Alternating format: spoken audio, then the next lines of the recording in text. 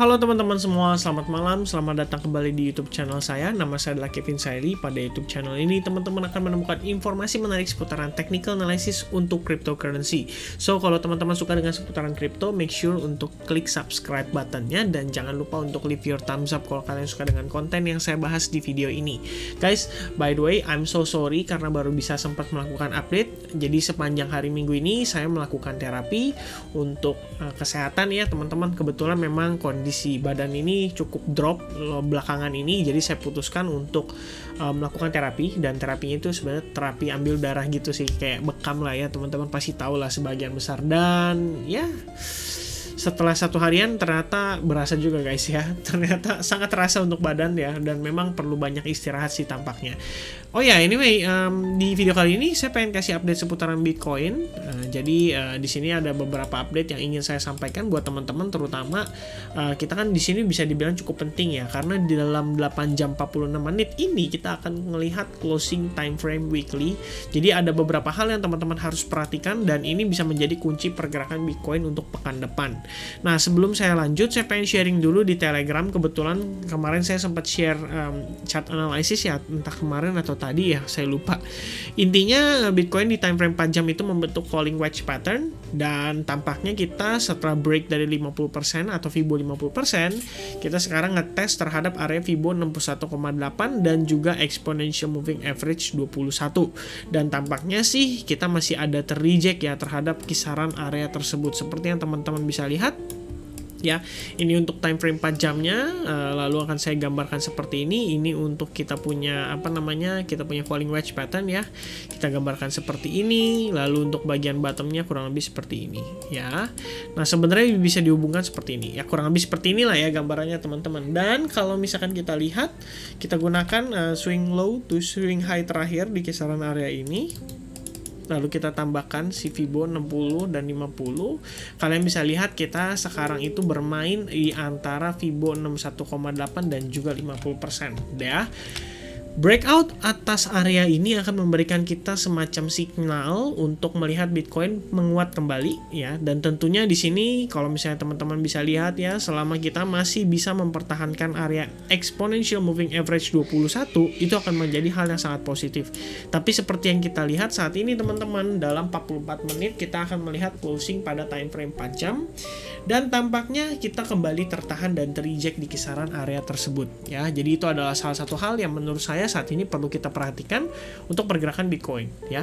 Ada beberapa hal lagi mungkin yang bisa jadi consideration teman-teman, yaitu ketika Bitcoin ini tampak seperti sedang membentuk yang namanya kita bisa bilang ini adalah rectangle ya, rectangle. Jadi pergerakan Bitcoin ini kurang lebih sebenarnya bisa juga dikondisikan bahwa dia saat ini sedang sideways ya, cenderung sideways. Dan seperti yang teman-teman ketahui tadi, kalau misalkan kita lihat dari skenario yang ini, jadi ibaratnya nih teman-teman, kalaupun kita sukses close di atas area falling wedge patternnya, kita tetap bisa ngelihat Bitcoin itu mungkin ketahan ya, ketahannya. Dan ya ketahannya karena apa ya, ketahannya balik lagi karena si bullish rectangle ini, dan itu berarti untuk resistance kita itu berada di kisaran area 47.000. Nah, good newsnya nih, kita udah berhasil sukses close di atas bagian tengah dari si rectangle ini, dan seperti yang kalian lihat sebenarnya bagian tengahnya ini kalau saya hilangkan pun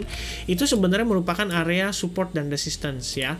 Di sini selain dia Fibo 50%, kalian juga bisa lihat dia sebelumnya merupakan support yang nahan pergerakan Bitcoin selama beberapa hari sebelum akhirnya break, dan justru menahan Bitcoin untuk menguat kembali di kisaran area tersebut. Jadi area 45.900 ini saat ini merupakan area yang sangat penting yang sedang diperebutkan antara bull dan bear ya.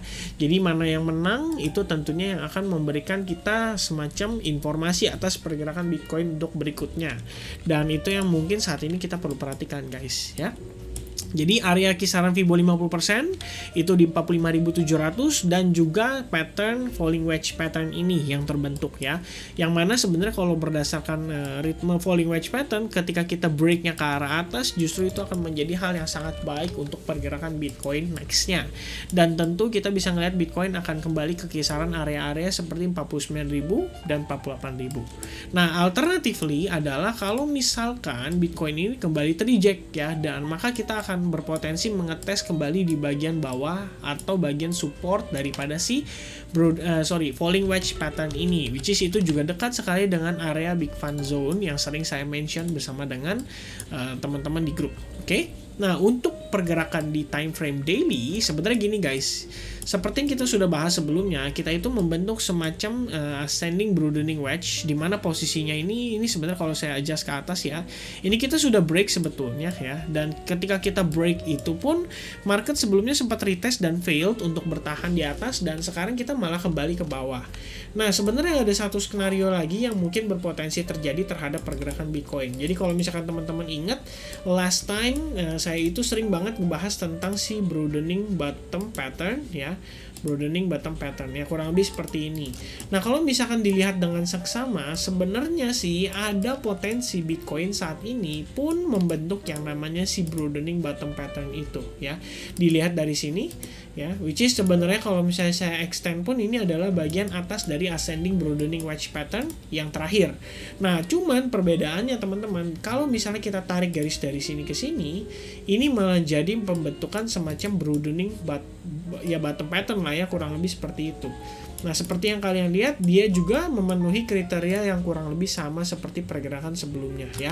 Jadi dia sideways dulu, kemudian dia pelebaran range ya. By the time dia pelebaran range, kita dapat rejection di sini, Bitcoin drop dan membentuk base di bagian bawah. Nah, sekarang posisinya kalau kita lihat dengan seksama teman-teman, ini masih seputaran area of confluence ya, atau confluence support yang waktu lalu saya bahas di video saya yang terakhir, di mana area tersebut merupakan area Fibo juga ya, yaitu Fibo 38,2%.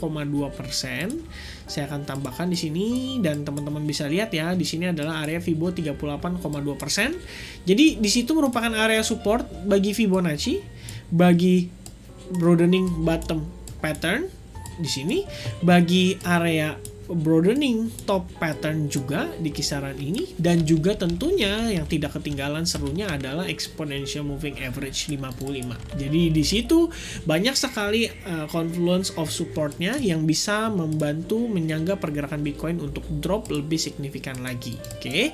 Nah, tambahannya adalah di kisaran area ini tentunya teman-teman bisa lihat ya, kita di sini ada tahanan, support, dan support. Oke. Nah, kalau misalnya kita successfully close di atas area ini pun, kita masih ada challenge untuk ngelihat Bitcoin itu break kisaran area 46.600.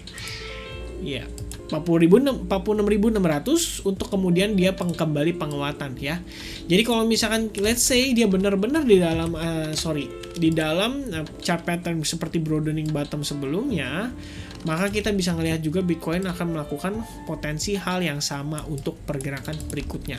Dan tentu di sini kalau misalkan kita lihat, yang penting kita perlu perhatikan saat ini area supportnya dulu guys, karena kita fokus untuk melihat apakah si Bitcoin ini akan successfully survive di atas area ini untuk sampai nanti menjelang penutupan mingguan atau closing time frame weekly.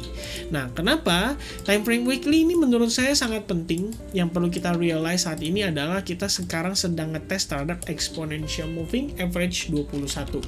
Dan seperti yang kita ketahui teman-teman, yang namanya retest itu memang perlu dilakukan. Sebagai contoh ya, waktu saat kondisi di sini market rebound and then retest terhadap exponential moving average 21, and then breakout and then retest lagi terhadap exponential moving average 21 sideways, and then boom, baru fly ya.